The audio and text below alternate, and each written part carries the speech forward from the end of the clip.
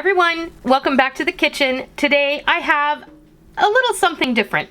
We're going to be making oat milk, and this is for all of you who are soldiering through this current situation and maybe can't get your hands on some of the things you love the best, or maybe you can't find milk in general. So you have milk on your pantry shelf, but maybe you didn't even know it. So today we're going to show you how to make oat milk, and I can't wait to show you how this all comes together.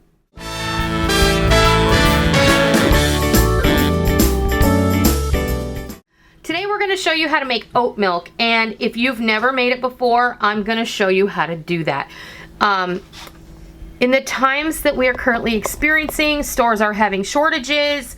Maybe you aren't able to get the things that you like if you're used to drinking a plant-based milk, or if you just are out of milk and your store is running out of it as quickly as they can restock it. I know in my area it is becoming increasingly more difficult to just go to the grocery store. So we're going to show you how you can make oat milk from oats that you have in your pantry. These are old-fashioned rolled oats, and this is the easiest way to do this. It's super simple and really can be made with just two ingredients, oats and water. If you like your milk, your plant milk, to be a little sweet and maybe vanilla, then we can do that. We're going to add a little agave and some vanilla extract, and then that's how simple it is, folks.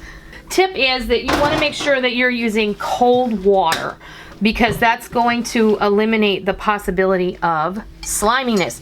You don't want the starch to, to build up a whole lot. So my water I took from my refrigerator, so it's chilled. So we're going to do 4 cups of water to 1 cup of rolled oats. You don't have to let these soak at all. We're going to do a little bit of agave nectar. I'm not even going to measure. Then we're going to add a little bit of vanilla. So what I'm going to do is I'm just going to take a capful. Remember, tip number 1 was cold water. If you want to substitute a cup of ice for 1 cup of water, that will work as well. Tip number 2 is you want to blend this on high, but you don't want to blend it for too long, because you don't want the oats to heat up and start releasing a lot of starch. So I'm going to put this on high. About 30 seconds ought to do it, and we'll call that good.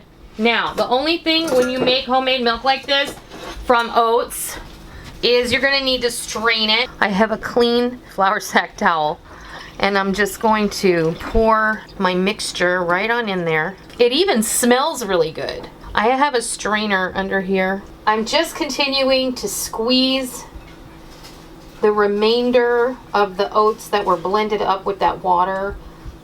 You can see what it looks like. It's just all that grainy goodness that's in there. I'm going to continue to squeeze this out. So I'm going to call that good for now. I'm just going to set this aside.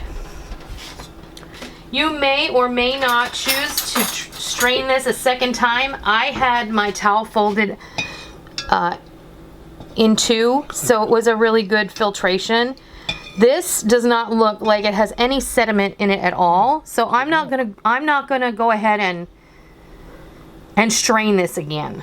But what I am gonna do is I'm gonna decant this into a bottle, and then we're gonna come back and we're gonna have Rick be our guinea pig so that he can taste it and tell you what it tastes like.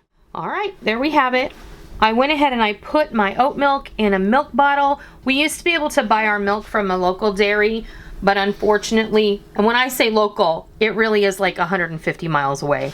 The store that used to sell it is no longer, and we used to get it in these glass bottles. This is gonna keep in your refrigerator for up to 5 days. You're gonna use it pretty quick anyway. You can use this anywhere you would use regular milk. Cereal, coffee, you can use it in recipes for baked goods. You can use it to make soups with. So really the possibilities are endless here, and you can use it for drinking. Your kids are gonna love it because it's got a little bit of sweetness and it's got a little bit of vanilla flavor to it.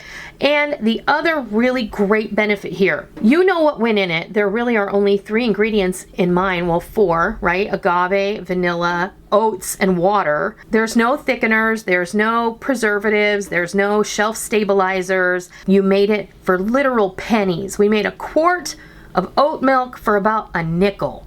So depending on what kind of oats, mine are organic, old-fashioned rolled oats, about a nickel really for a cup of oats. So really you can't beat that at all.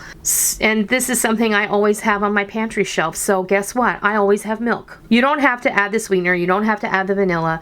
You can just make it with oats and water, and it's going to be great. So are you ready to be the guinea pig? If I have to. Okay, go ahead and taste it. That's really not bad. No, it's not bad. It needs to be a little sweeter maybe. It's not bad. No. It's not. It's an apt substitute when you don't have any milk. It is a viable substitute. And it will be even better when it's ice cold.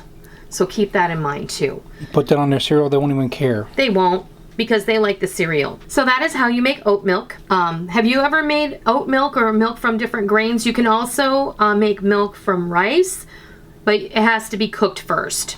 And there is a certain process. So if you guys want to see me make rice milk, let me know in the comments down below, and I'll see what I can do for y'all. So that's how you make oat milk. I hope this inspires you. I hope it gives you some idea. I hope it saves you from a trip to the grocery store or from the store being out of what you would normally use if that's the current situation. So I hope you give this a try, and I hope you love it. And until next time, I'll see ya.